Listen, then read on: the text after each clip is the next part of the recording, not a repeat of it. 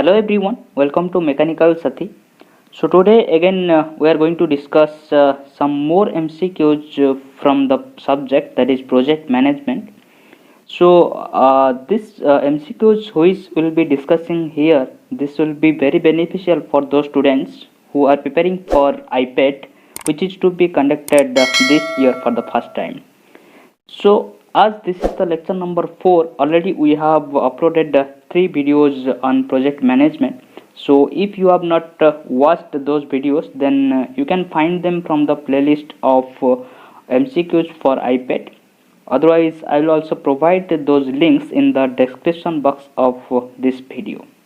So around 20 questions we are going to discuss over here. So be with me till last and enjoy this video. So without wasting time, let us move forward and start our discussion. So this is our first question. So let us read it. So at which point is the risk of failure is the least, but the consequence of the failure is highest? So basically it is asking that at which stage of the project life cycle or project actually there will be the risk of failure is the least, and if there will be risk, so it will be very difficult to handle. So first option, it is telling that during the early stages. So if we see at the early stages, we cannot say there will be more risk, so risk will be least, but the consequence we can say that whatever that failure chances is less, we can say, and that can be managed. Suppose the project is being delayed from the initial stage, then we may be having with a lot of time with us, so we can manage if our project is going to be delayed in the early stages. Again, during the middle stage, if we see, again we will be having some time with us, so we can manage it. But in this case of final stages, so there will be least chances of failure. Okay, so there will be least risk, but somehow if our project is getting delayed, then it is very difficult to manage it. So consequence of failure is highest during the final stage. So again, if we see the option number D, the risk of failure is been across the project, that is across all the project phases. So we cannot say like this, but if we will be looking at the final stage, during the final stage there will be the risk of failure will be least, but the consequence of failure will be the highest one. I think you have understood this one. So if we see the answer, then option number C will be the correct answer for this question. Okay, then next one, that is question number 2. So in which of the following stages are the project objective established, teams formed, and the major responsibilities are assigned? So basically in this conceptualizing phase, we are not assigning any duty or any project objective, it is not being established, none of the duties being assigned. But in the planning phase or defining phase, when we are planning some project or defining the project, then at that time, at that phase, we will be assigning some duties, some the major responsibilities, and we should be focusing, or we should be establishing our project objective. So for the question number 2, we can say option number B will be the correct answer. Then moving towards the next question, that is the question number 3. So let us read it. So here it is telling that in which of the following stages are you more likely to find status reports, many changes, and creation of forecast?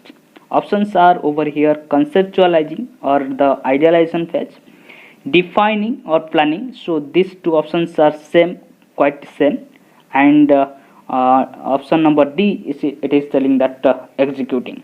So if we see in this 3, that is conceptualizing, defining, planning, will be not be focusing on the reports. Okay, we are not focusing on the changes. Okay, so we are not forecasting anything. But in case of your execution phase, which is one of the most important phase in the project life cycle, so if we see what is the execution. Okay, so even if we may be planning perfectly, and we may be assigning the project roles perfectly, if we are not executing our project regularly and with a perfect manner, then there is the chance of failure of the project will be more. Okay, so during this execution phase we have to find the status reports, and we have to change our project planning accordingly, and we need to forecast. So here we can say option number D will be the correct answer for this question.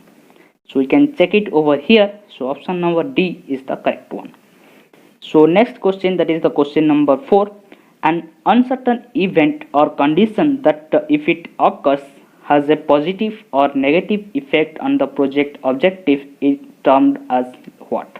So already in the first question we have known about that term. So it is not called the random chance, or it is not the disaster, but it can be called as the risk, and it cannot be called a hazard.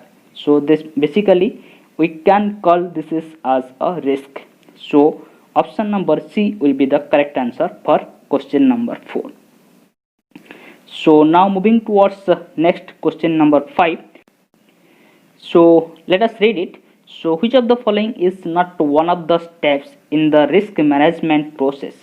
So we have to take out from all these 4 options which is not the step of the risk management process. So if you see, in case of your risk management, after getting which is our risk, then we have to control it. So this is one of the step. We have to risk assessment. This is also another step. We have to identify the risk. So this is also another step. But there is no step like this risk tracking. So it is not necessary to track the risk. So option number D is not the step of risk management process. So D option will be the correct answer for this question. So now next question, that is question number 6. So fishbone diagram is an example of which type of diagram? Is it a relevant costing diagram, or cause and effect diagram, or is it a control chart, or Pareto diagram? So basically if we see, in case of your fishbone diagram, there are some causes, and what are the effect of that cause we are writing on this arrow side. Okay, so this is basically a cause and effect diagram. So option number B will be the correct answer. So let us see the fishbone diagram over here. So I think you can see it. So these are the some causes that people, process, equipment and material, environment management. So these are some causes over here. Okay, and these are the primary causes, and the secondary causes also can be noted over here. So by these arrows, and effects are written in the right side, and that can be any defect or somewhat like this. So basically we can see from this MCQ that fishbone diagram is an example of cause and effect diagram. So I think you have understood this one. So with this, let us move towards next question, that is the question number 7. So it is asking something about the critical path method. So let us read it. Critical path method. So let us read all these options over here. So CPM is an improvement of an bar chart method. Okay, so this can be the correct answer. So because CPM is an improvement over the bar chart. Again, is it okay? Provides realistic approach to daily problems. Okay, so this can be also the correct one. Then it avoids delays which are very common in bar chart. Again, this is also correct. So whatever delays were there in bar charts, that is being avoided in case of your CPM. So we can say all these above option, that is option number A, B and C, can be correct answer. So option number D will be the correct one, that is all of the above options are correct. Then again, let us another question from the CPM. So it is asking that while scheduling a project by CPM, okay, a project is divided into various activities. Okay, so this is the correct one, because in case of your CPM there will be number of activities. We are dividing a project into number of activities, so this is correct one. Then the required time for each activity is established. Okay, so again this is correct, because in case of your CPM we are giving some time to some particular activity, so this is also correct. And sequence of various activities is made according to their importance, again this is correct one. So we can say option number D is again correct for this question number 8. Okay, so let us move towards next question, that is question number 9. So this is one of the easiest question. The performance of a specific task in that is CPM is known as what? So basically performance, I think in the previous video also we had discussed one question like this. So the performance of a specific task is known as the activity. So option number C will be the correct answer for question number 9. So next one, that is question number 10. So completion of an activity on CPM network diagram is generally known as what? So we can call it as an event. Again we can call it as a node. Again this can be called as a connector. So again we can say, so all these three options are correct. So all of the above options are correct. So D will be the correct answer. Okay, so for the question number 10, D option is the correct answer. Let us move towards next question, that is question number 11. So pick up the incorrect statements from the following. So we have to find out the incorrect statements from these statements or from these options. So let us read it. So an activity of a project is denoted by an arrow on the network. So this is perfectly right, because whatever activity will be there in pod or CPM, we are denoting by giving an arrow. So this is the correct one. Again the tail of the arrow indicates the start of the activity. Okay, so this is again correct. So let us read the option number C. The head of the arrow indicates the end of the activity. Again it is the correct one. So start of the activity, it is shown by the tail of the arrow, and the end of the activity, it is shown by the head of the arrow. So option number A, B, C and C are correct. So let us read the fourth option, that is option number D. The arrows are drawn to scale from the left to right. So this is the wrong one. So it is not necessary to draw up to scale. So this is the wrong option, obviously. So this will be the answer for our question, that is answer will be the option number D.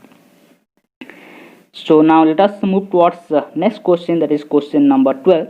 So the difference between the time available to do a job, or we can say to complete a project, and the time required to complete that project is known as what?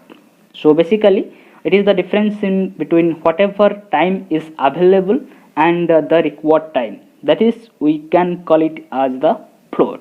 Okay, so already we have discussed in detail about this. So the difference in between the time which is available and the time which is required, that is known as the float.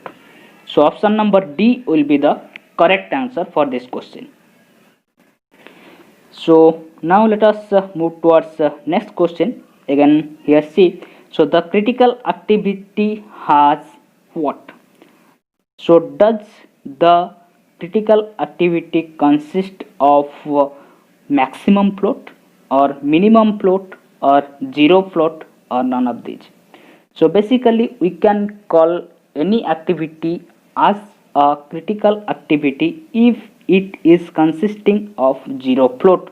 That means there will be no time gap.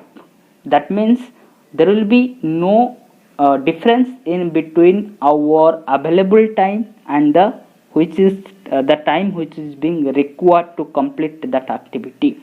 So that means option number C will be the correct answer for this question. So critical activity is such a activity where there will be zero float. That means there will be no time gap in between our available time and required time. So option number C will be the correct answer for this question. So now let us move towards the next question, that is question number 14. So the average value. So these questions are from the control chart. Sorry. So let us discuss it. So average value of quality characteristic corresponding to in control state is represented by dash in the control chart. So CL or UCL or LCL or sample number. CL basically we can call it as the center line or control limit, we can say. Basically we are calling it as center line, and UCL, that is the upper control limit, and LCL is the lower control limit, and the sample number. So basically the average value of quality characteristic corresponding to in control state, it is being represented by the CL, that is the center line. So I think if you have read it in clearly, then you can rest understand it. Otherwise also I have given some explanation over here. So the control chart contains a central line that represents the average value of quality characteristic corresponding to in control state. Okay, so if in case of your in control state, okay, so our central line represents that average value of quality characteristic. Okay, so this may be the desired value of that quality characteristics. Okay, so I think you have understood this one. So let us move towards next question, that is the question number 15. The highest value that a quality characteristic can take before the process become out of control is called what? Okay, so the highest value is what before it is being gone to our out of control. So it is what is called. Okay, so is it called center line or upper control limit or lower control limit or only control limit? So basically if the highest value on above that, if our process is being going towards out of control, then that can be called as that the highest value is called as the upper control limit. So B option will be the correct answer for this one. So let us read some explanation. So simply the UCL, that is the upper control limit, is the highest value of quality characteristics at which the process is in control, that is it produces products of desired specification. Okay, so above this value our process is becoming the out of control. Okay, so moving towards next question, that is the question number 16. The horizontal line in the control chart which shows the minimum value of a quality characteristics before the process gets out of control is called what? So maximum, as we discussed in the previous question, that was upper control limit, and the minimum is the lower control limit. So minimum value or minimum value is given by this line, that is the lower control limit line. So option number B will be the correct answer for this question. Okay, so let us read it. So the lowest value of that for a critical to quality characteristic corresponding to in control state is shown on the control chart with the lowest horizontal line, which is called the lower control limit line. Okay, so next question, that is the question number 17. So in the horizontal axis of a control chart displays what? So basically in any control chart, what we will be representing, or what we will be taking in the horizontal axis.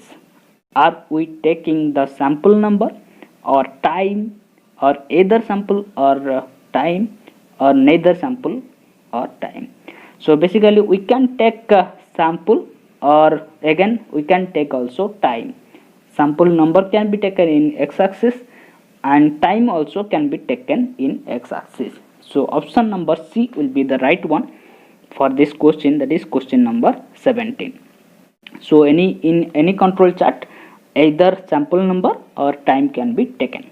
So the horizontal axis of a control chart displays either sample numbers or time elapsed from a certain time from or from the time of the process starting. Okay, so basically we can take sample number or time.